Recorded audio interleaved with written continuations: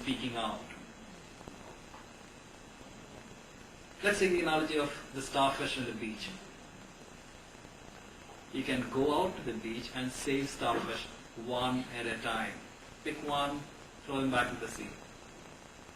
Or you could do something that kind of puts a barrier to starfish coming onto the beach in the first place. And this is something like that. You look at the problem, you see that it's going to come over and over and over again. And then you decide to speak up strategically at the right place for the right intervention. At this point in time, the government of India and a whole bunch of its partners are engaged in putting together, rolling out DOTS-based TB control services. DOTS-based as in directly observed treatment short course. Sorry for the acronym. What more needs to be done? The message needs to go out. Who will take the message? The community needs to take it and needs to pass it on. Sitting in Toronto, can you make your voice heard? A lot louder than you think it's possible. You understand the thing. When you get back home, people look at you and say, these are the guys that have made it. These are the smart ones. They listen. You also have a responsibility and you owe it to be speaking up and speaking in. Your minister was here. I heard this conversation. Could you be speaking to him a little bit more? Sure, you can. And you will be able to speak to him in Bangla, and he will be more receptive than to any other suggestion that would come in from within any of the paras of Kolkata. Possible? Definitely so. Needs to be done like yesterday. And that's what I want to leave with you. The Toronto Calcutta Foundation can and should be playing a vital role in pushing for greater participation, greater engagement with TB control efforts within India, with the community. You can speak for it. You have your points of presence there. Can you do something within Canada itself? You're blessed with dual citizenship. You stay here, you call yourself Indian. Because you stay here, you can also influence what Canada does. Canada is a global leader in the fight against tuberculosis. It showed remarkable foresight in putting together something called the Global Drug Facility. It said, you understand how the Marwadis do it, right? They buy in wholesale and sell in retail, old stories. The GDF is something like that. It buys in bulk tuberculosis drugs and then gives it out to the countries in retail, but not at retail prices. They pass the benefits of wholesale buying down to the countries. And Canada has shown remarkable foresight in that. It still continues to be the biggest provider for money for pooled buying of TB drugs through the Global Drug Facility. That's to a large part due to efforts by advocacy groups like the one that Kathy belongs to, Results Canada. What do? They didn't go out buying.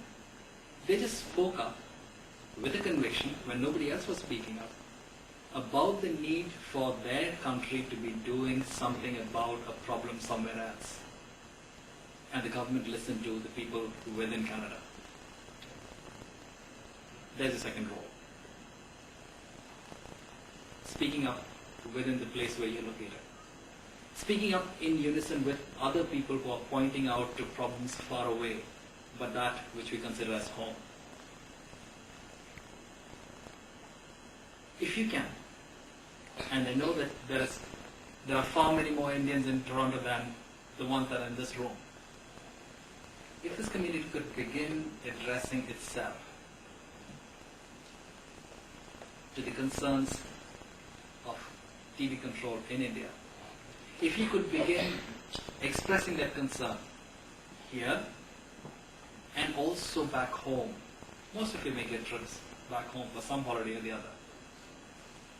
You will meet people. Speak up. It will mean bringing down that death rate from about 1,000 a day right now to something much, much more lesser than that. Even a single death from very avoidable cause like tuberculosis is a tragedy. It doesn't need to happen. It'd be a shame if it happened in Toronto. It is a shame if it happened in India too. You can make that difference in the areas that you work in, especially in Bengal. Do that and Bengal will be very, very grateful to you. Thank you for the privilege of allowing me to speak to you. Radio. And again, Mr. Nilay Shen from the Toronto Kolkata Foundation to accept a donation. Thank you. Good evening. Namaskar. My name is Sujoy Kanango. I represent Sringar, which is an umbrella of Indo-Canadian Overseas Broadcasting Corporation. This is a big name.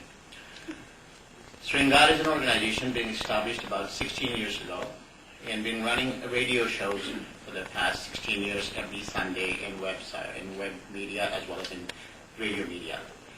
Sringar is also organizing different events, musical events, theatrical events. The annual drama competition for the last 6 years has been organized by Sringar and with everybody's help. Sringar has been donating funds to the Heart and Stroke Foundation, Hospital for Sick Kids, and various other United Way and various other organizations. I am very fortunate that proceed of our function that took place on 5th of August.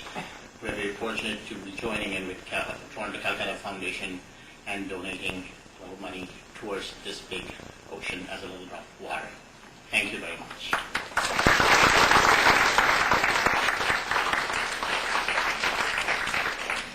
One second. Lots of money today.